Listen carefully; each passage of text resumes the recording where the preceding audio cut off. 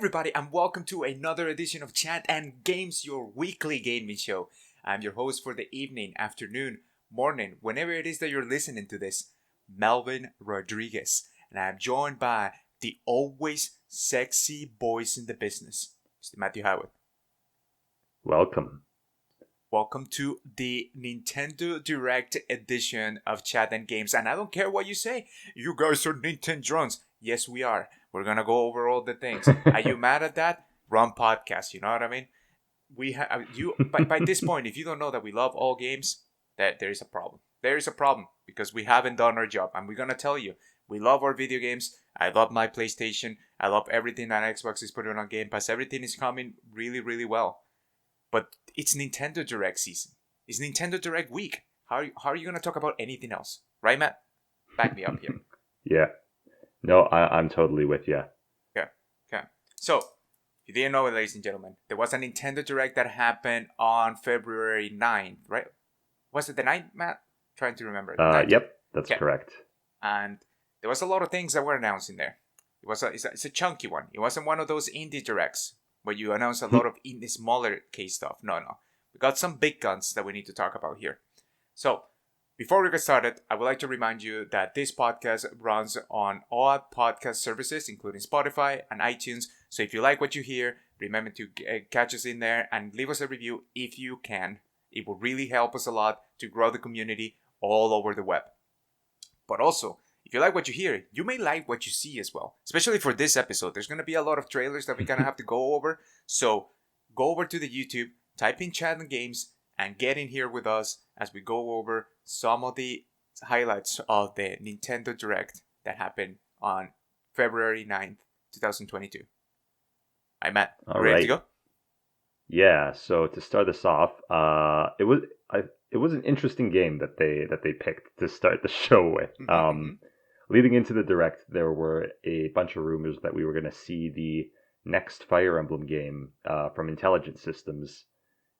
And people were wondering if it was going to be a new game or if it was going to be another remake of an older game. And it ended up being neither of those, really. We got Fire Emblem Three Hopes, which is a Warriors game. Another Warriors game based off a other Switch game and seeming to tell a alternate reality version of the story, which is what they did with Age of Calamity as well for Breath of the Wild. Exactly. So this caught me completely off guard. I did not expect this at all.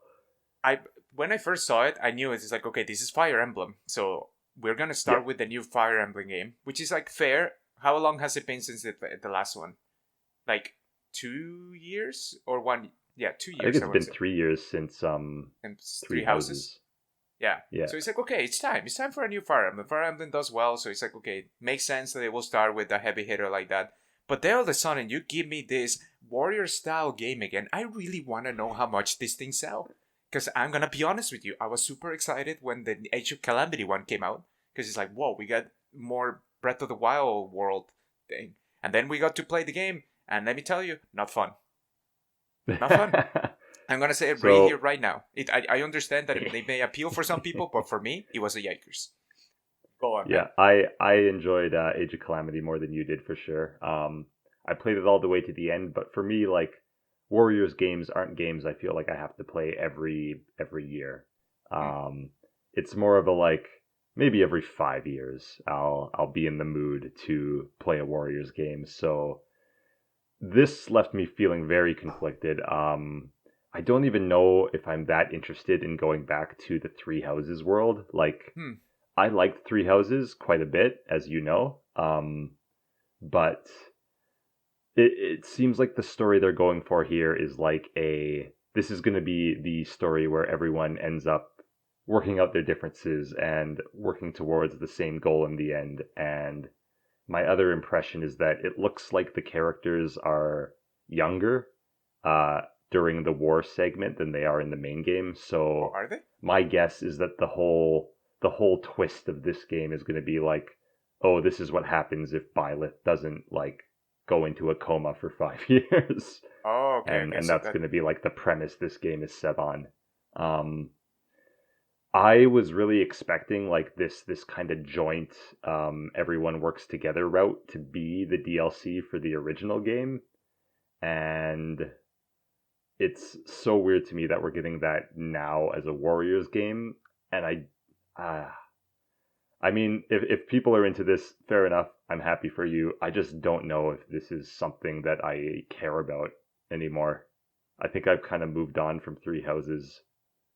I agree with you. I think and the thing is, like, Three Houses itself was already chunky enough. You could play and choose the one of the three, Yeah, play like the I three didn't even paths. finish all the routes in the first game, Yeah, so exactly. And I think that's a lot of fun already. And there's enough content there. Originally, when they first saw this, and I saw Three Houses called Three Hopes, I'm like, oh, is this DLC?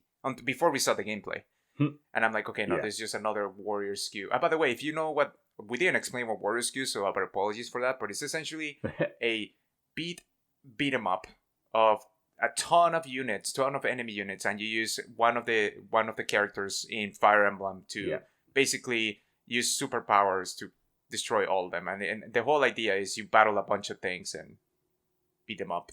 I don't know what else to The call it. other aspect of this for me is like I just as a Warriors game, like when you're working with Zelda, I think it's a better fit for two reasons. One, I think the like weird, crazy move sets they come up with for Zelda, you can get some like really interesting stuff because you're translating characters who traditionally don't fight or have like a lot more kind of weird magic stuff going on.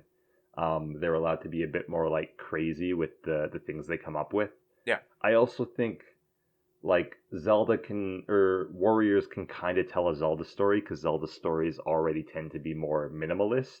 hmm On the other hand, Fire Emblem characters and like how they fight is a lot more grounded. They're kind of just a bunch of people with weapons, which yeah. is less interesting from that like craziness perspective. And story wise, like Fire Emblem tends to be very chunky, and I don't know if like they're going to be able to tell this story in like a satisfying way with the Warriors style. And part of what made The Three Houses awesome for me was getting to know all the other units and getting to interact with them in yeah, the hub world and getting to grow those relationships. I think that's part of it. Not necessarily the waifu stuff. I'm just saying, like, just getting to know the characters a little bit more. yeah. And I don't The know how fact that much you like can do Fire here. Emblem takes the time to like build out all these characters and let you learn more about them if you choose to has always been a big strength of the series, I would say, ever since they kind of started leaning more in that direction.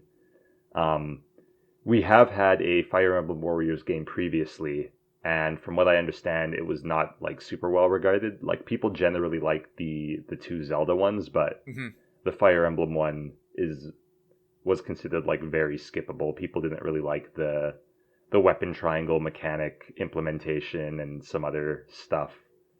Gotcha. And just generally, it felt like I doubt these Fire Emblem games are getting the budget that the Zelda ones are, and I'm just kind of worried that this is going to be a similar situation. Whereas the first Fire Emblem Warriors was considered like a worse Hyrule Warriors, this is going to be like a worse Age of Calamity. Is my current worry. That is a fair warning. Now, I'll throw this question at you. Do you think this is the Fire Emblem game that they were talking about making? I just think this is just some off. Like, Yeah, because intelligent systems has to be doing something yeah, else. So I'm sure there is still like a proper Fire Emblem in the pipeline. Um, but yeah, even that said, like I still did not expect this at all. hmm And I'm still kind of surprised that this is what they chose to lead the direct with. Because I'm not sure like how wide the appeal for something like this is. Yeah, like Three Houses sold very well, but a Warriors Three Houses is a bit more of a hard sell, I think, for people. yeah, I think so. Especially, I would say, especially on the West. I really want to know how this does in the East, and we'll need to get to gather some numbers to make sure that this Yeah, thing, to see the appeal, because obviously there's just so many of them coming out now. yeah, I'm kind of interested just because the whole situation is a bit like strange and weird to me, but right now I'm feeling like I'm probably not going to get this is where I'm leaning. Right, right. June All right. 24th, by the way, for So, those of you who are interested. oh But continue yeah. on, man. Yeah, so next up, we got another look at Advance Wars Reboot Camp. This is another remake done by WayForward. And yeah, it's a remake of the first two games. I'm definitely happy this exists. Advance Wars has not gotten love in a long time. I've already played a good amount of the first game, so I'm probably not going to get this, but I'm still very glad that it's around, that it's got like online, and yeah, it's cool game. Cool stuff. I don't think was there anything new in particular that they mentioned here, because this has been on 3 directs already, and I think it's like, okay, it's coming out pretty Yeah, soon, so just show it to remind people to get it. That's what I got out of yeah. this. A few minor things like they revealed we got like voice acting and stuff now, but nothing crazy like mind blowing. Right. That wasn't in the original games. Right. Um, Next up was another port. This one we didn't know about, at least I didn't know about it, but No Man's Sky is coming to Switch. Oh yeah, No Man's Sky. Remember that game? Oh my gosh, that game went through so much through its history, especially Yeah. the initial development and the PR from PlayStation, and how it went through a rough time during the beginning, but apparently has gotten a lot better. A lot of people that have played it afterwards, after all the updates that they have done, it's like, okay, this is the game that they promised. It's just took way longer than what they said it was gonna take. Yeah, it turned itself around eventually, Mm-hmm. which is good for them. I've heard a lot of people express like concern, like how is this actually going to run on Switch? Yes, that's my Which main is a concern. fair point. Mm-hmm. But yeah, I don't know. I guess we'll see. It's always neat that the Switch gets more games. I'm probably still not going to play it. If I was going to play it, I think I'd play it somewhere other than Switch. PC. That's the way to play. Yeah. Just play it on PC. Yeah. So after that, we had something I was not sure we'd ever see again, but Mario Strikers Battle League got a announcement trailer. Heck freaking yeah. And finally, you know what I mean? Are you kidding me? Yep. Out of all the sports games, how long have we been waiting for a new Mario Strikers? Like, I couldn't believe it, Matt. Obviously, we didn't film the reactions, but if you go to the channel, you see the reactions that I had for golf. Imagine that reaction for golf times 100. Because this is the sports game that I remember playing as I grew up. Okay? Mario Golf, I love Mario sports games. If you know me, those are my jam. I really do enjoy them. They're a lot of fun. Yeah, like I played a ton of Mario Tennis when it came out. Mario Golf, I played enough to go in. But Mario Golf, I hadn't even experienced in the past. Like this was my first Mario Golf game. Mario Tennis, I didn't play any Mario Tennis games before the N64 or the N64 after the N64. That's what I meant. But Mario Right. Strikers has just been in my mind. Like I am a soccer guy. I am Hispanic. Not that anything that has to do any correlation, but soccer is my sport. So seeing Mario Strikers again, being done, by the way, on the same style of the other ones. Thank the Yeah, Lord that surprised me. that Yeah. they did not just genericize them like they did with the Mario Tennis characters. Like, oh, just wearing the normal outfits. They have the same style, even the graphics that they use for this when they do their strike, their ultimate strike. My goodness, it looks so real to me, and it's developed by Next Level Games, not even Camelot. This is Next Level, which are the original creators of Mario Strikers. So, Matt, there's just so much to that. I want to know what you have to say about this, because I may be the most biased person that there is when it comes to this game. Yeah, no, I was definitely very happy to see this. I really didn't think we were going to get another one, and if we did, I didn't think it would keep like all the craziness of the previous ones, but if anything, they've even like turned it up. Now you can just straight up customize your gear, and there's all these weird like mechanical clothing options you can put on these characters. And I'm just thinking about like maybe this is like Mario and Rabbids kind of bust the door down. They realize like now that exists, this isn't really so weird anymore. So Yeah, um I'm just so glad, because obviously Nintendo is very, as they should, they're very protective of their IP, and they should Yeah. be like that. That's totally fine. But this style of Mario Strikers, as long as I can remember, for anybody that I talk to, they really enjoy this because it kind of just goes out of the generic formula and it goes into something more like you see Mario upset, you see Mario mad, and that is just freaking tastic. Let me tell you, show some emotion there, Mario. Not just always the happy camper that you are. You're playing soccer. You really want to take Bowser's head off when it comes to this situation.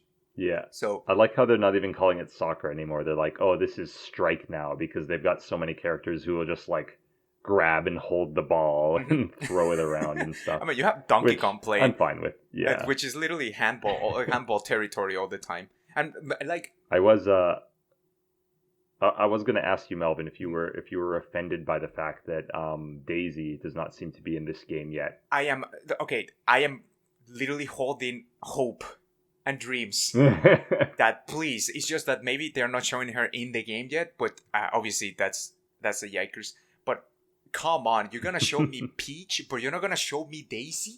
That what is this disrespect? You have Rosalina there. Where is the history with Daisy? You know what I mean? Oh no. Okay, so I'm a little offended, but honestly, they gave me Strikers, and I cannot complain too much. I'll just have to pick another main. I will have to hold out hope that maybe she comes down as a DLC character, and I'm totally gonna get it. You got my money, Nintendo. Or they just have more characters to show before the game comes out. Yeah. But something else that I noticed was you think back to the old Strikers games, and the way you made your teams in those games was you would have a captain, which was like one of the more main characters, and then the rest of your team would have to be formed of what they called sidekicks, which were like Toads, Koopas, like more of the generic type characters. Now it's just there's no distinction. Like Toad is right there with the other ones, and each team is just like four main characters. Yeah. And I am totally off for that. The fact that you can use the characters in different ways, I think it mixes up the play, because if you pick Mario in the previous game, you know what kind of style you were going for. Well, if you pick Waluigi or if you pick Donkey Kong, you know what style you were going for. For this one, if you can mix and match the characters with their abilities, and I think that will add a lot more to the strategic side of the gameplay here. Okay. But we haven't even touched on online, Matt. My God. Okay, so here's the thing. I am very concerned about online because Nintendo Online's, let's be honest here, it's a yikers. Yeah. Right? Overall, I mean, they have their good games in there. I think for the most part, Mario Tennis was a good online experience. It had lag, it had a lot of issues, but it did the job. And it was fun enough to create a community around it. As opposed to Mario Golf, which was the complete opposite. They didn't even have like rank mode at launch, and the rank mode was awful. How it was actually created during the first DLC. Now this one seems a lot more promising. So not only can you play with, you can create a club, by the way, which we'll do the It's All Fun and Games Club, right? We need to do it. So there's clubs that you can join. There, you can play 4v4, meaning you control one character in one of the teams and play with other people, which is, I mean, having played a similar mode in FIFA, it's very chaotic, let me tell you. It just doesn't function too well if you're doing a team-based thing, unless everybody has played soccer before. So that's fine. And there's also online matches. That's what they said. I want to know, tell me about competitive rank. I know, Nintendo, you don't like it. I understand that. But people do like it. And honestly, that's having ladder in Mario Tennis was one of the things that really helped that game prosper for as long as it did. Even though it might not be as long as you think it was, but there's still people playing Mario Tennis that are the hardcore and literally just dissecting that game to the smallest pixel. So please, this is just my plea to Nintendo. Give us a good rank mode so we can have fun with this game. And I can't say more, man. It's super exciting. Yeah, I will say, because this is a Western studio developing this, they might be a bit more in tune with like that demand for online. Hard to say for sure, but I I think probably things will be fine. Yeah, my concern is also again the Nintendo Online. How laggy is this gonna feel? Yeah, so Mario Party came out recently, Hmm. and that actually like really impressed me with its online. So yeah, I'm hoping we're seeing the beginning of a new era for online Nintendo. Yeah, I hope so too. Because if they can nail it, I mean, like Subble are the original creators. They have done they did wonders with Luigi's Mansion 2. So if Hmm. they, I was so happy when I heard that Next Level was doing it instead of Camelot. Not because Camelot has done Yeah, a necessarily bad job, but I feel like Camelot just creates the game, puts it out in the market, and just hopes to patch it with different DLC. And by that time, the people have moved on. With Next yeah, Level, they seems to like they. I just have more trust in what they can do. yeah. At least assuming that this isn't like some Nintendo mandate that that's just how they want the sports games to function, but we'll see. We'll have to see. I'm just so excited, man. This is just Yeah, obviously me this is too. this is the game that won the direct for me. There's other announcements by the way, but me personally, this is what I was looking for. This is it, Yeah, and I cannot believe it's real. I'm seeing the yeah. trailer as you should too in YouTube, as YouTube.com chat and games. My goodness, so it's making me tear up. It's so good, so freaking good. Yeah. By the way, you should take Speaking of June 10th oh, off. By the way. June oh 10th is yeah. the release date. I already call in. It's not a sick situation or anything. It's off. They know that I'm not going. All right, man. All right. Yeah, so speaking of Nintendo Online, the next thing we got to look at was Splatoon 3, specifically Salmon Run, which is the PvE mode that was introduced in the previous game. I've never played it, but I've heard that a lot of people liked it. A lot of people consider it the best part of Splatoon. Really? And sadly, in Splatoon 2, it was a limited time mode, so you could only play it at on certain days. Oh, okay. And no word yet on if that's still the case for how it works here, but I'm hoping not Okay. So this seems to because be they clearly have something good going here. Mhm. They just choose to shoot themselves in the foot. This is the co-op kind of horde style game Yeah, mode, right? Where you find a bunch of monsters that are coming at you and you yeah, defend a and you little try and area. collect eggs. Yeah. Okay. Yeah, and Yeah. bring them to your main area. Okay. So this was in the first game. I was not aware of that. Was not in the first game. It was in the Oh, second game. It was introduced. Yeah, but it was the limited time run that but it was was a limited time okay. mode. Yeah. Okay. Okay. Now, Matt, you skipped on Splatoon 2, right? Yep. Give me So your I've never played overall Salmon Run. excitement on Splatoon 3. Um, I would say I'm at a point where like I'm probably gonna get it, but I'm not like gonna take the day off or anything. I'm not super excited. I enjoyed my time with Splatoon 1. I didn't feel the need to get Splatoon 2 because it was so close to the original. Okay. Um, and this being a mode that I already knew existed in the second game, there's nothing here that like blew me away. I'm glad the mode is still around. It looks like a fun time. I've heard it's fun, and I'm looking forward to play it. But yeah, like this, nothing about this trailer was like, oh, now I'm like all in on Splatoon. Like I'm kind of just where I was before. It's like okay, nice. Okay. You know They're what bringing it back. I figured they would, but they should have just given us Mario Sluggers, just with Mario Strikers, and yeah. I will not like I will buy 3 Switches. Doesn't matter. Anyway, no Splatoon 3. Like for me in particular, I think I'm gonna get it just because it's been so long enough that I have played Splatoon. I played it on the Wii U, the first one, and I didn't get the second one. And there's a few things that I want to get in there and try out, especially with the all nine. The main thing is getting Splatoon 2 Yeah. right now, all nine. You're gonna play against the sweats and the people that just know how to play the game so well. So it doesn't Yeah. feel like a good experience when you just get pummeled as you're just a newbie. And Yeah. so that's why Splatoon 2 is not in the list for me, but Splatoon 3, I'll give it a shot. It looks cool. It looks Nice. those monsters look kind of not what I would expect from the Splatoon world. They just look so angry and like the world itself looks so grim. And you have Yeah. to make it colorful. All right. Yeah, I kind of like the aesthetic change. But yeah, moving on to more grimness.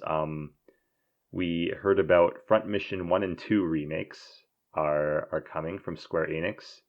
This is some kind of like top-down grid-based RPG with mechs. Looks kind of neat. I had never heard of these games, but I'm sure that this made a lot of people very happy. Mhm. You know, And yeah, just side note, not completely related to Front Mission here, is I saw a hmm tweet that is like, I love Nintendo Directs because it is the time of day, it's the time, is the presentation where I go in, I hear about a game that that is getting re-released that I haven't heard of in my life, and then I have 10 of my friends saying, "Finally, this game is coming out. I am so excited." That happened to me once or twice with this thing, and yeah, Front Mission was one of them. yeah.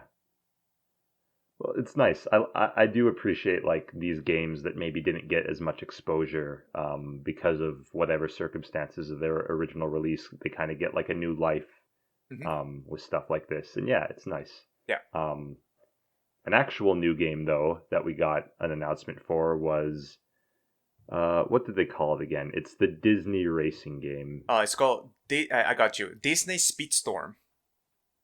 Right, yeah. So this is from the developers of the Asphalt series, which I don't know much about. I'm not a racing guy. Hmm. But looking into it, it looks like a mostly mobile game series. Well, I mean, And this is, I was gonna say like to me it is a free to play game. First of all, yeah, um, the characters are Disney characters, and yeah. there it's like yes, it kind of has the mobile game aesthetic, but I think it's Oh, more. I was saying like the Asphalt series Oh, the Asphalt. that Okay, okay, okay. No, the oh, okay. developer is No, known no. for. Like from what I saw, it was mostly a mobile game Okay, series. yeah, because this one doesn't like in some areas, some shots you can see. It's like okay, maybe you can see this in mobile, but no, this looks like a full on console game for me. Yeah, and it's free to play, so there's no harm in giving it a shot. I have some slight concerns. Like I feel like in theory, this idea should be a lot more exciting to me, Hmm. but I feel like the presentation here is just a little like kind of lacking that Disney charm. Like Yeah. the courses look good. Yes. That part seems to be fine, but the racers and the carts and stuff, it almost looks like this was a different game and they just kind of shoved in Disney characters. Like the carts, from what I saw, don't really seem to have much character to them as far as like looking the part of Disney things. It just looks like a And all cart the with different wheels yeah, sometimes, depending on the character. But yes, and it and has a all grim aesthetic, which is yeah, all interesting. the characters as well are like wearing the same like racing outfit. They're not wearing Hmm. just their normal clothes. Yeah. And I feel like it just kind of nulls the whole aesthetic a bit, and you don't really get that sense of like wonder or whatever. It's a bit like tampered down, and I think that hurts it a bit in my mind. But I might give this a try, since it is free to play, Yeah, you and mentioned I'm it's free to open play. to being surprised. Yeah, I wanna. It's interesting to me that characters have their own abilities. I don't think we have seen yeah. that before. So it's going to So be a hero-based racer. yeah, hero-based racer is gonna. So I want. I would like to. I'm interested in seeing how that plays out. Yeah. All right. Next up, we have more remakes. So, Force Unleashed. Any particular thoughts on that? I mean, why? My main question was why now? Force Unleashed has Yeah, been it out does seem like a weird time. for a while. I'm not saying I enjoyed the Force Unleashed series. I played both the one and two. Did I get the platinum? I think I got the platinum in one of them. And I think it's a Okay. good Star Wars game. I before Fallen Jedi Fallen Order, which is like the most recent Jedi game. This used to be the game that I looked up to, and it was a lot of fun to play. The boss battles at the time were actually harder than I expected. The story Okay. itself, I don't know how I'm not a Star Wars person, so I don't know how this all fits Hmm. within the universe. But essentially, you are Darth Vader's apprentice in between the third and fourth movie. So Yeah. There's a lot of interesting things that you get to see. You go through some of the clone world, and it's an interesting scenario here. So as far as the game goes, I think it's worth giving it a shot. It's just so weird that it's coming out right now. Yeah, I guess maybe it's just part of the Star Wars push that's been going on for a while, but yeah. So that's my timing is thought. a bit weird. Yeah, Yeah. I think so. there are other games that you could try out. Like the KOTOR is a very beloved one. So if you were to give one a shot, I would think that you do that one. But Force Unleashed is a good game. For what I remember, I don't know how it will play. Like maybe I'm looking at it through nostalgia's eyes, but it's a good game. Yeah, so we're also getting Assassin's Creed: The Ezio Collection. So Best Assassin's all Creed. The Ezio games. Yeah. Best Assassin's Creed. Give it a shot. I haven't tried the new ones, so it's not like I'm your Assassin's Creed expert because I fell off after Black Flag. I'm like, at this point, I know what they're doing. Although they did kind of switch the formula up a bit with Origins, and then this new one is supposed to be a bit different. It's just, I think with Assassin's Creed, my Assassin's Creed was the Ezio Collection. Let's just say that. Yeah, fair enough. I think a lot of people would agree with you. Mm-hmm. Yeah, and then after that was SD Gundam Battle Alliance, and I don't know if this is a new game or another port. I'm sorry, I don't know my Gundam. Yeah. Okay. So I completely forgot that was here. I didn't even get the trailer for YouTube videos. So, sorry about that. Okay. Well, yeah, it sounds like we don't have anything to say about it, so really. we'll just move on to the final remake they showed in this section, which was maybe a bigger one, but Chrono Cross, the Radical Dreamers edition. Mm-hmm. So we talked about this in an earlier podcast because there were a bunch of rumors that this was getting like a big money remake, and that's not what this is. No, not at all. This is an upscale of the original game. I am very happy that this exists just because Chrono Cross is one of those games that never really got re-released and is like really hard to come by in this day and age. So I'm glad that now if someone does want to go play it, they have more easy access to it. It has a few nice quality of life features like turning off battles, and also Radical Dreamers is included, which they really didn't have to do. I don't think anyone would have cared, but just for the sake of like preservation, I'm really glad that they did that. They have Radical Dreamers being like this game that existed between Chrono Trigger and Chrono Cross that was only distributed through like Satellaview, some like nonsense, and it's one of those things that's just kind of been completely lost to time. So I'm glad to see it preserved in some capacity. Yeah, you're right. It was previously exclusive to Satellaview. Wow. Yeah. So I'm glad that I think for preservation, you said everything. For preservation, this is good. It's not only coming out on Switch, it's coming out on PlayStation and Xbox as well, which is interesting that they chose the Nintendo Direct to show this, which I think it makes sense. I think for a game like this, a Switch is the perfect place to go and play it.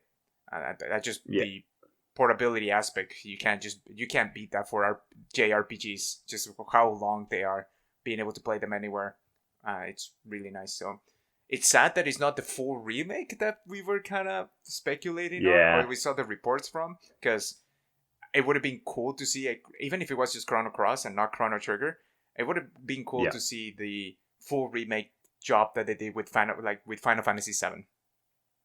Yeah, and like that's kind of where I'm standing with this game. Is I've never played Chrono Cross, but I do know like a good bit about it, and from what I do know, I just like it has a lot of very interesting ideas, but I don't know if I can slog through like some of the arguably questionable design choices that were made. So this is probably a no for me, but I am very glad it's here.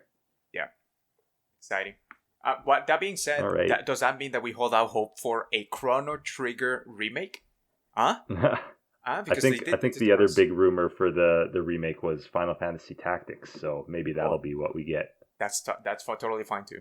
I never played Tactics, but I have heard ridiculously good things about it. So All right. So if you thought they were out of new things to show for Kirby, boy, oh boy. we got some stuff for you. So there was a Kirby trailer, and they showed off Mouthful mode, or as my friends were calling it, body horror mode. Body horror, okay. This is where Kirby inhales something that is too big, and it just like changes the shape of his body. And I found it somewhat upsetting, but I'm sure from a gameplay perspective it'll be neat. Let me tell you, this took the world by storm for social media and the memes, because it was just everywhere, especially with one of the next announcements that we're going to be talking about. Because the first thing that they show is Kirby literally swallowing a car full, and then just it kind of transforms into the car's cover so that you can kind of move it around, and then you see all the different things that Kirby can swallow, and I just couldn't believe it. Couldn't believe my eyes. And honestly, I understand that it's body horror or whatever, but that just gets me more excited about this game. I really do think that this is gonna be a good Kirby game that more people are gonna experience, not just the core Kirby franchise or fans. And then they did go into a bit more detail about how the town works, how you got to rescue more Waddle Dees to grow it out, pretty standard. But they did also talk about you have in this game the ability to upgrade your copy abilities, and it'll change their function slightly, make them a bit more powerful, like we saw. Your fire ability can become a volcano, and then it can become a dragon after that. That's not slightly more powerful, man. I think you're understating this. That looks really cool. Like usually when you have the RPGs and you change some of the values, it's like, okay, it's more powerful, but it doesn't change the aesthetic of it. This is on another level. So I am super excited about this, especially because one of my favorite things to do in Kirby 64 was combining powers and seeing what I got.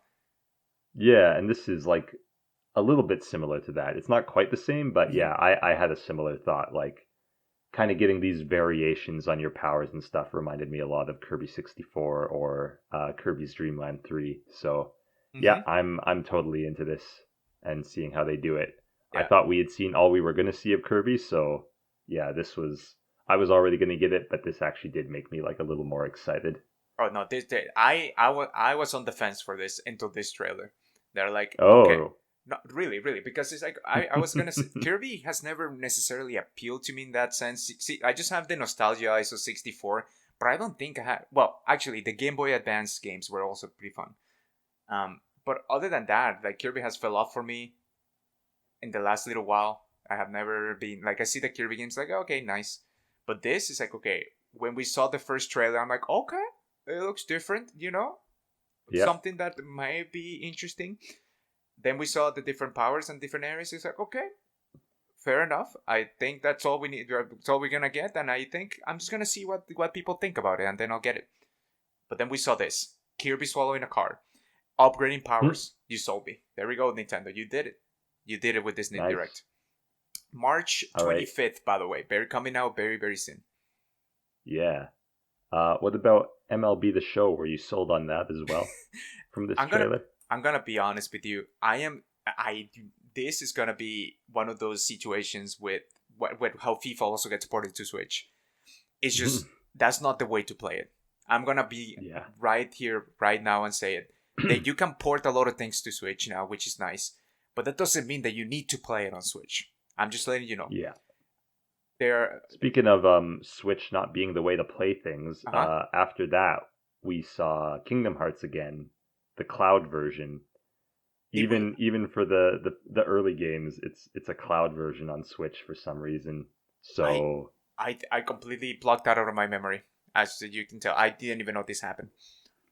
Yeah, that's gonna be a no for me. No for me. No, just thank because you. not because I'm not interested in playing any of these games, but.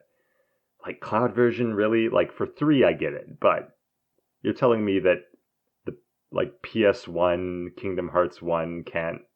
Or was it PS2? I think it might have been PS2. PS2. Regardless, you can run it on Switch.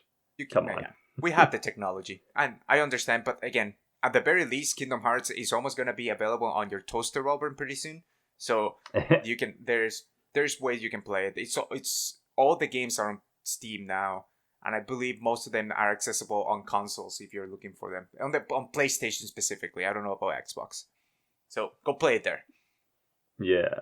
So next up was Klonoa. This was a pleasant surprise. That was Klonoa weird. 1 and 2 are Yeah. coming to Switch.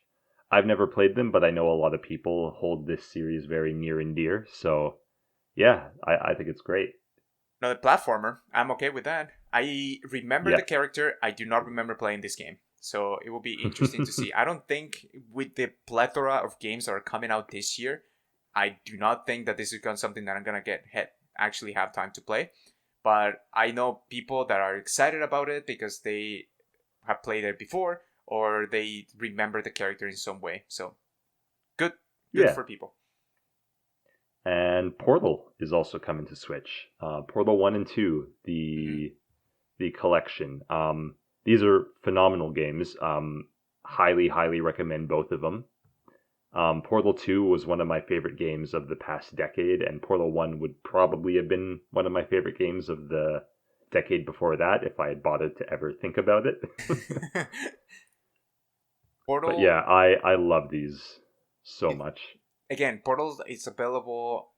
Wait, is it available on the new gen consoles? I'm not entirely sure. It's at least available on I'm not PC. entirely sure, but yeah, there were plenty of other ways to play Portal before now. So, like, I'm probably not going to pick this up because I already like have played both of these. But yeah, if you haven't, I would recommend it, and I even think like Switch is probably a decent place to play them because they're not too intensive. Yeah. Mm-hmm. Especially because this is most a puzzle solving game. There's no like action necessarily happening. There's some timing things that you need to do every once in a while. But overall, I think this would be fine on the Switch as long as it runs well. Totally, it's a good fit on the Switch, I would say. Yeah, and then we got the big one, the big boy remake. That's like a proper remake, and that was Live Alive. Damn, they're using this 2D HD style all over the place now, but I'm fine with it. Yeah. So tell me about Live Alive. Do you know about this? I honestly, first time I hear about it, if I'm being completely honest. So, I can't say like I knew too much about the game itself, but I have heard like the name Live Alive a lot. I knew it was like a very like well-regarded game that we never got from like the classic era. It had like a very devout cult following. And now like seeing it, I kind of have a better idea of how it all works. It's basically 7 different stories, all separate that you can do in any order, all different time periods. And yeah, it sounds like it's a very interesting, like very intriguing game, which is why it developed that such a cult following. Yeah. And I think I'm gonna play this one. Yeah, it looks. I'm very interested in it. I mean, obviously you have the 2D thing that they're doing. Yeah. And it looks really fantastic. I honestly didn't know it had such a cult following until it was announced, and a lot of people were like, "Yes, Live Alive!" I'm like, you know this? Did I miss something? Where was I during this time? But yeah, it has like present day feudal Japan. It does look like many different. The stories themselves look really cool. I think this is also one that I should keep an eye on. Especially, I want to know when things are cults of the past, I would say, or gifts from the past that I never got to try, and yeah, they just didn't get the live of day that they deserved. And this coming up on July 22nd, yeah, I'll give it a shot. And yeah, like between this and Dragon Quest 3, which is also getting the HD 2D remake, I was thinking about Dragon Quest 3 because like I know that one is also like just considered a very like formative game in this genre and very important to the development of RPGs as a whole. Yeah. I might play both, but if I had to pick one, I think I'd play Live Alive over Dragon Quest personally. I honestly, I would think I think so as well. Live Alive just yeah. So the style looks interesting.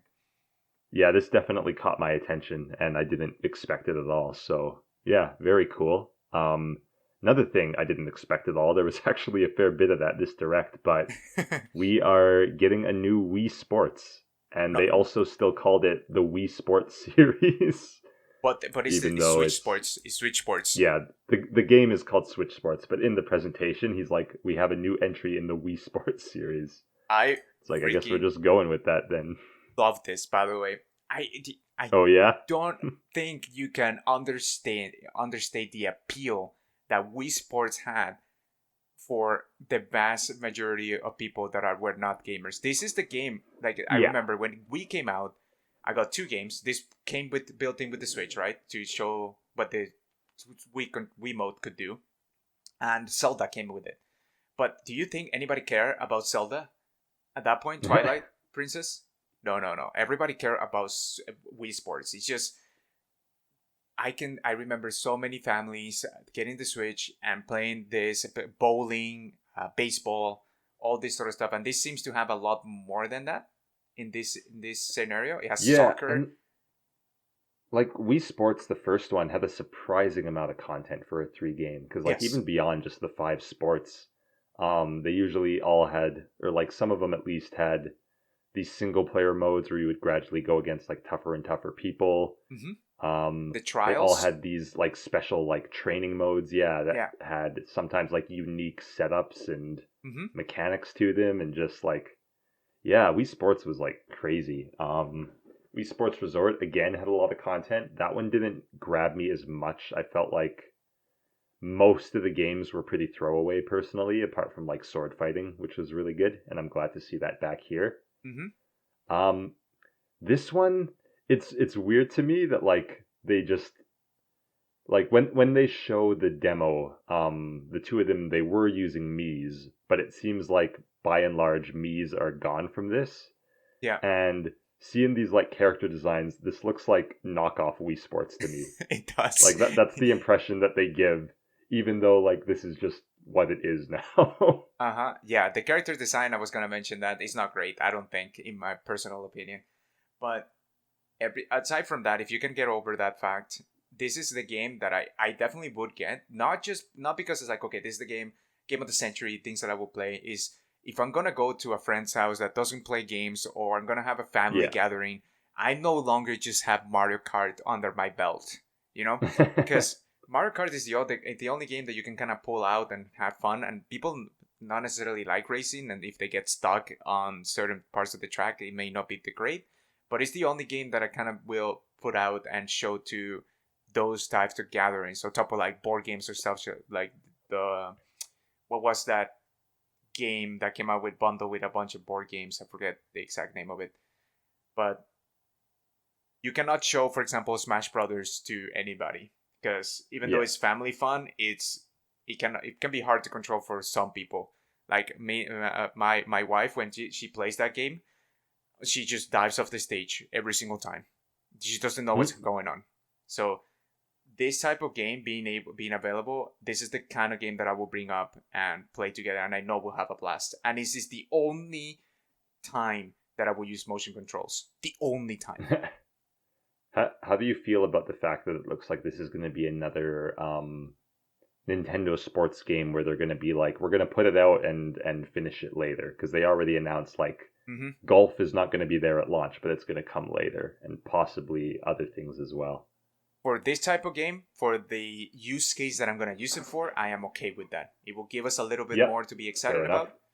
about. For games that were, like, for example, Mario Golf, it just felt like an incomplete game for people, so I'm not okay with that one. With this one, I think I'm okay with it. I also want to know if it's a full price game, which it's Nintendo, probably will be.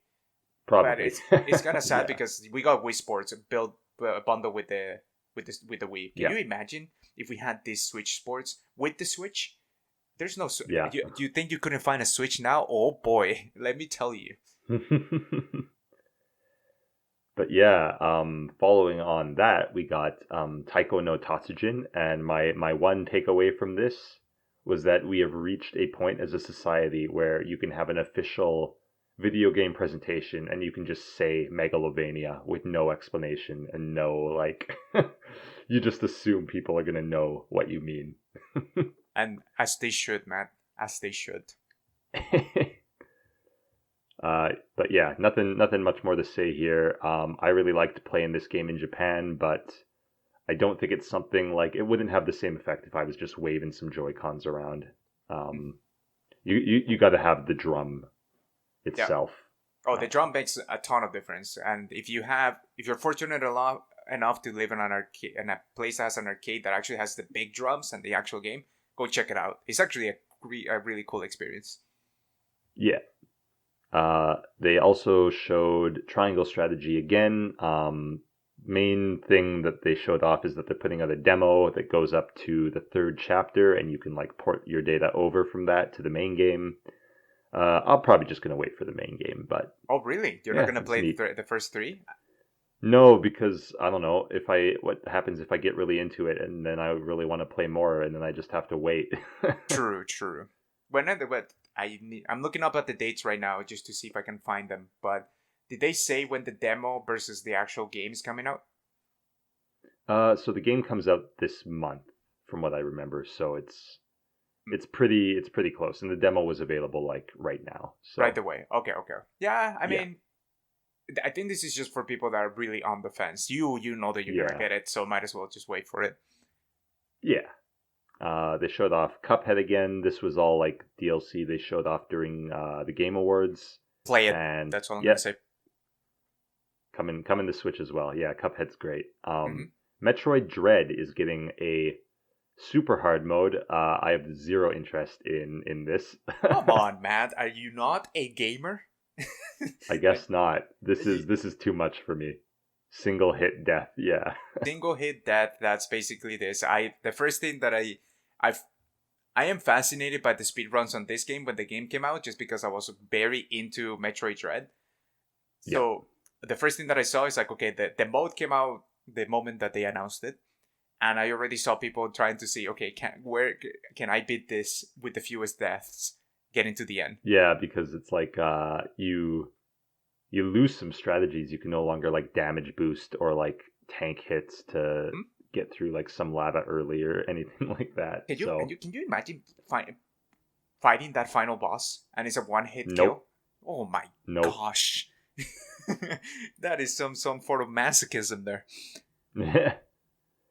And they are also adding like an easier difficulty, which I think is good because there were some people complaining the game is too hard. I don't mind easy modes. I don't have to use them. They don't affect the game for me at all. I'm glad that they're for people who want them. Yeah. Oh, there separate conversation about the Nintendo Direct, but Sifu came out this week. Ooh. And that had people are saying that it's hard to play, and I think it was part of their intent. They want to make it challenging. It's a brawler challenging. Obviously, there were just people for accessibility reasons that were not able to play it because of that. So they announced as part of DLC that they're going to be adding accessibility, including difficulty modes. And we got the same Dark Souls conversation all over again. People saying that you're diminishing the game by adding that easy difficulty, and there's people who's like, but now I get to play the game, so is that really diminishing the game? Honestly, I think that I'm telling you, I feel like the place. So for people that wanna play it on hard and wanna show their eliteness, I don't know, that they beat it on hard. I understand that aspect because beating something challenging, you feel rewarded. Okay. Yeah. But that doesn't go away just because someone else can play an easier version of the game. Yeah, I just feel like they want to show that they did it and other people couldn't. I think that's the main thing, okay? And I understand but like, you can still say, I did it on this difficulty and other people couldn't. So but the thing that's is really that important to you. It's hard to show on a more broader point because if you see, I beat Sifu, it's easier to say, I beat Sifu on hard difficulty, right? The main thing I feel like you should have is like, okay, put an achievement in the game. Let's say you beat it on hard. And then it's like, here, I have this achievement. You know that I'm an elite. Good for you, buddy. Okay? But let people play the game too. Enjoy it. Yeah. If your enjoyment of a game is hampered by someone else playing that game on an easier difficulty that is like completely unrelated to your experience, you're doing it wrong. Sorry.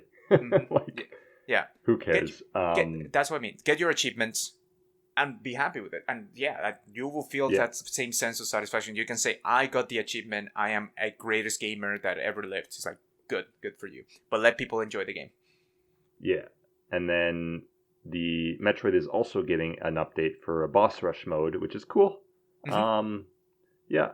I don't know if I'm gonna like be itching to play that, but yeah, more content's cool, and they're like making a lot with what they have, and it's all like free stuff, so it's good.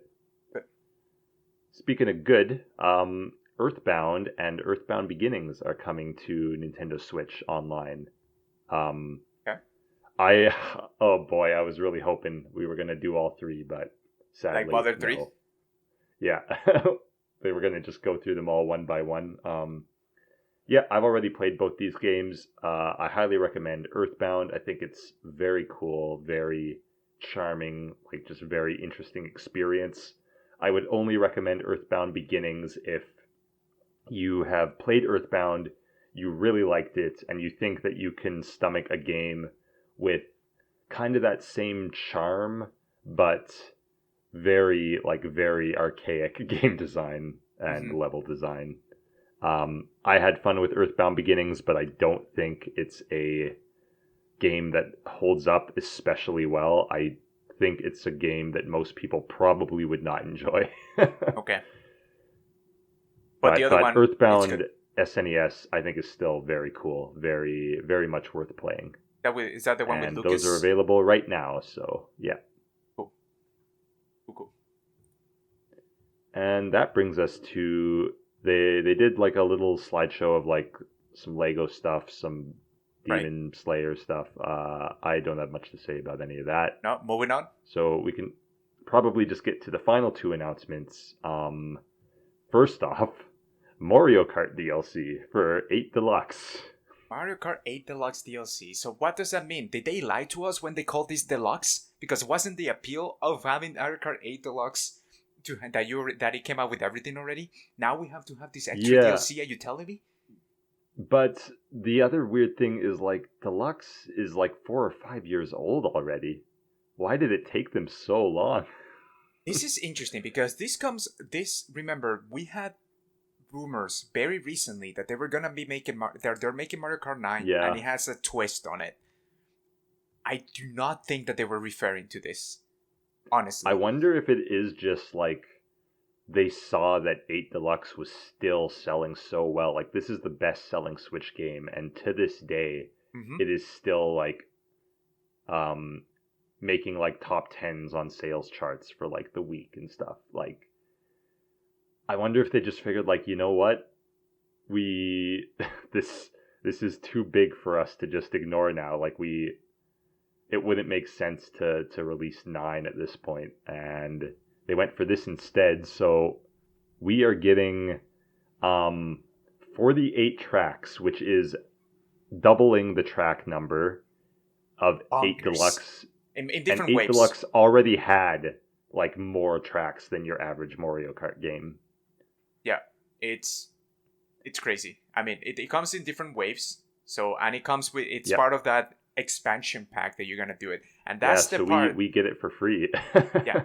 So, but the thing is, that's the thing. It's like, okay, you were thinking, it's like, okay, what am I getting this expansion pack? The N64 stuff barely runs. The Genesis is like whatever. Now the 2 pieces of DLC that they have given you so far are for like 2 of the biggest games, like the Happy Home Designer DLC for Animal Crossing. And all the Mario Kart stuff. And Mario Kart now is like, you are grabbing all that market. Now you're saying, yes, pay for that extra expansion pack, because now it's worth it. And I think that was part of it as well, why they're adding this extra 48 tracks. It's a game that they already had. There's a lot of tracks that they didn't include on Mario Kart 8, and they have the Mario Kart Tour tracks too that they can add on top of this, the mobile game. So to me, this is a genius play. I'm just concerned about the state of Mario Kart 9. Like, are we actually going to get to that point? And I'm the concerned question about the is, fact that oh, I right, never right. got 8 Deluxe because I already had 8 with all the DLC, and now I feel like I need to. I did get 8 Deluxe, so I'm on the good side of camp here. All But right. the question is for you, man. Adding these 48 tracks, doubling the track number, and having these characters and everything, do you think that we actually need a Mario Kart 9? Eventually, but probably not on Switch. I think Switch is going to be set with just this. Which is insane to think about, that you're not getting a new Mario Kart on Switch. I understand new tracks and everything, so it's like a big package like Smash Bros. Yeah. Ultimate.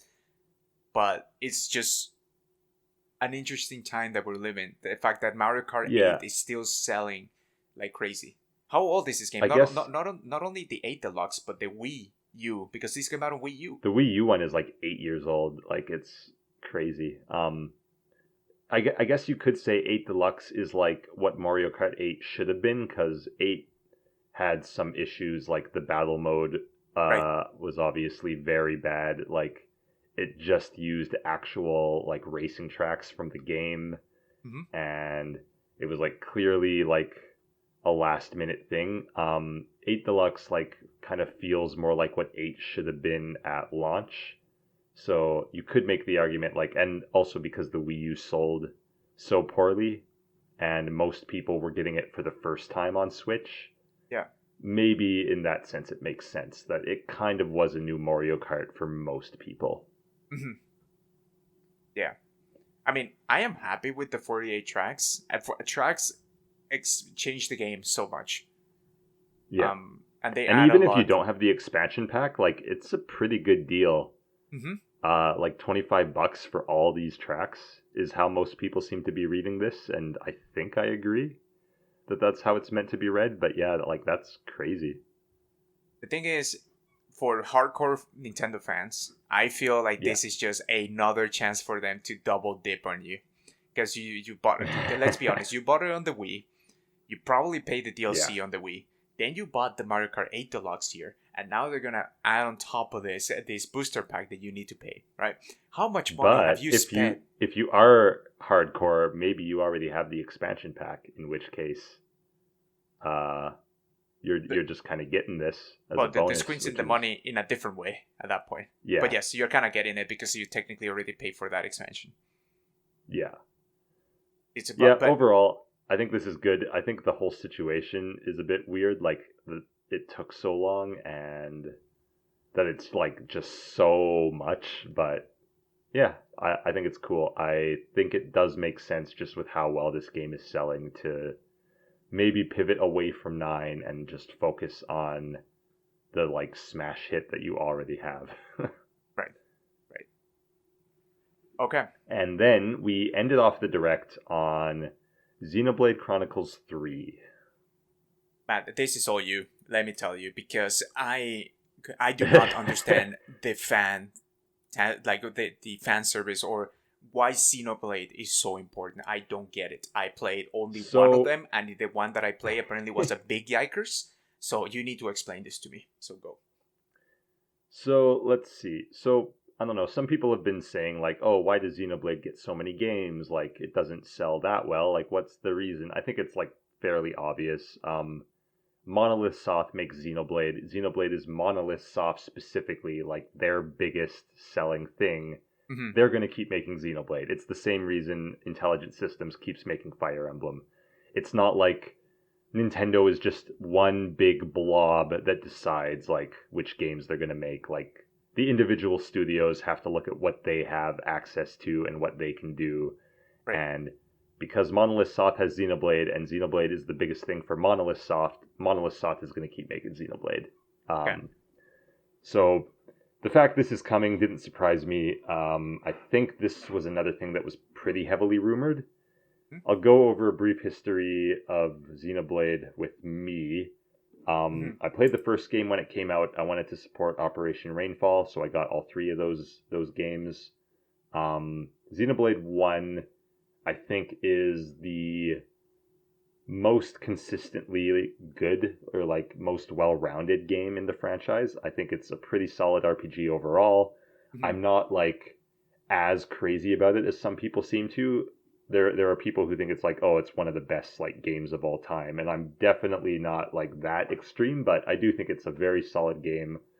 I think it probably holds up pretty well in the definitive edition, and overall, I had a good time with it, even if I have a few problems. Xenoblade X was a much messier game on the Wii U.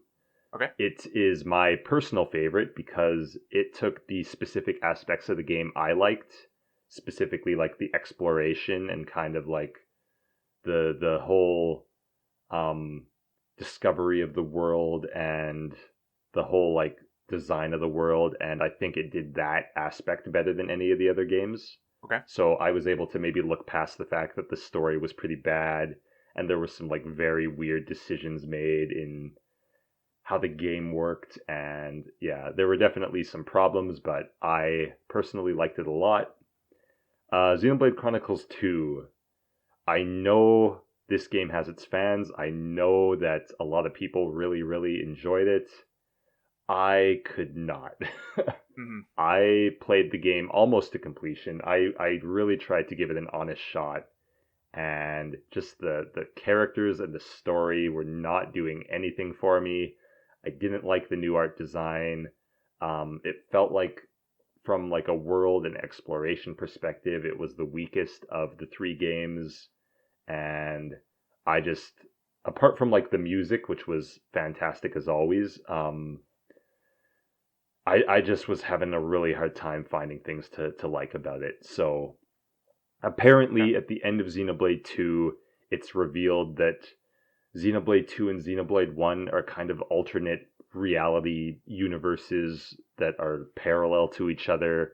And it sounds like this third game is going to be joining the two of them. So in That this looks. trailer, like I definitely recognize elements from Xenoblade 1 and Xenoblade 2 both together in the same world. And I'm assuming this game is like kind of centering around the conflict between these peoples from two different universes coming together, which is a story aspect I've seen a few times, including in Tales of Symphonia, one of my favorite games of all time. So Right. I'm down for that. In terms of this game itself, it's hard to say at this point. The world stuff looks very good, so I think that's promising. The art direction looks a bit less. It's like a bit of a halfway point between one and two, which I prefer to two just being like way a little too over the top anime for me. Okay. um, Is that the one I played, by the way? I and don't even remember which one I yeah, played. yeah, two is the one that you played. It's a That Yikers. was the one I That's couldn't all I'm get gonna into. say to you. It wasn't good. I couldn't get to it. The So characters were bad. There was no connection to any of them. yeah. There was a lot of cleavage, a lot on the sword lady. The one Mithra Yeah, and the ones who made it to, and Pyra, yeah, the yeah, Smash Bros ones. there was much the Smash Bros one. So yeah, sorry, it's just it So is my opinion, but it wasn't great. this one seems to be the first one that's like more connected to the previous games, because up until now they've kind of all been pretty separate with just kind of a few references here and there. Hmm. So yeah, I'm not totally sure what to make of it yet. I'll definitely have to wait and see more. Right now, I'm probably leaning towards I'm gonna get this, but if this is another like stinker, I might have to stop being a Xenoblade fan, Oh which god, is sad to say. Yeah. the one thing I would say, Um. Matt, the one thing Yeah. there's this character with glasses, brown character, and he does Yeah. some like paper Crazy or origami. Yeah. origami. Okay, that looks sick.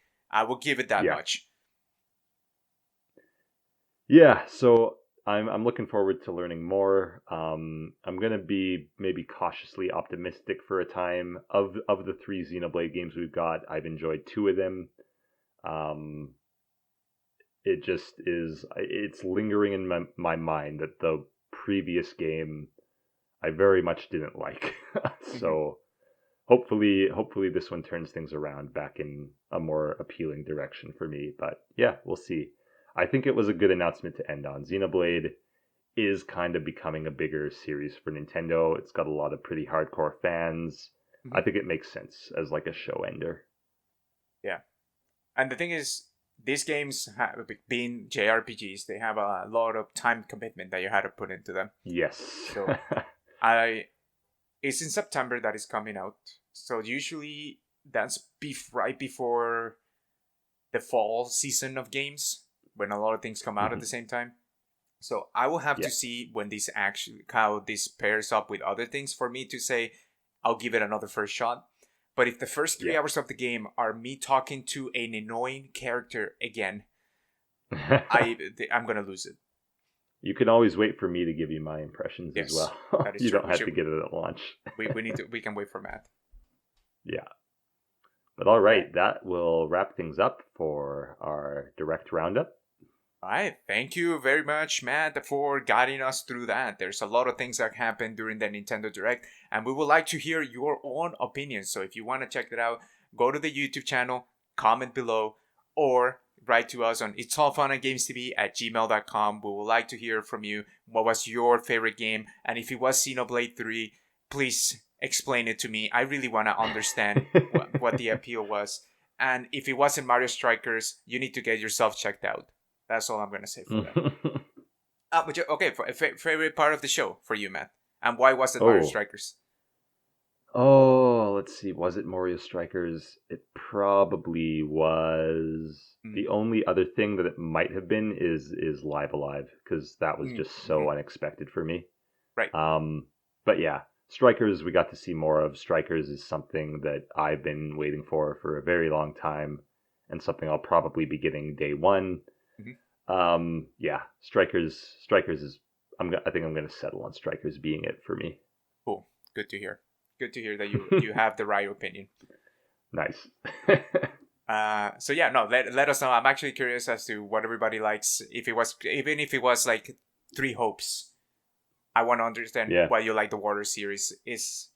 Everybody has a different opinion. Everybody has their own liking, and if you got something here that really appeals to you, I am very happy for everybody. Hopefully, we get Breath of the Wild 2 news soon. That's what I would like to say. They said that this was just games coming sooner in the year. So I was like, okay, that's fine. That's fine. But I need a title at some point. You know, I cannot call it Breath of the Wild 2 forever. Yeah, I have a feeling it'll be around the like E3 time is when we'll really go in depth on Breath of the Wild sequel. Yeah. All right, everybody. Thanks so much for hanging out with both of us today. Again, you can check out this podcast on any podcast service, including iTunes and Spotify. And remember to give us a review if you like what you hear. We would love to hear from you.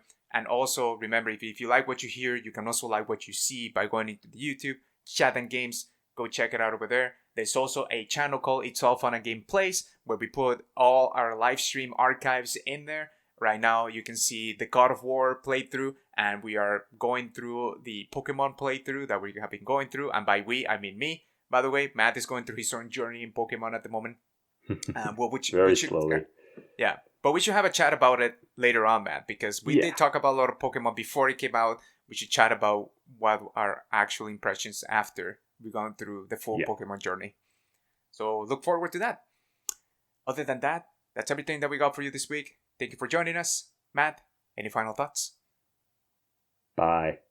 This has been Chat and Games, signing off.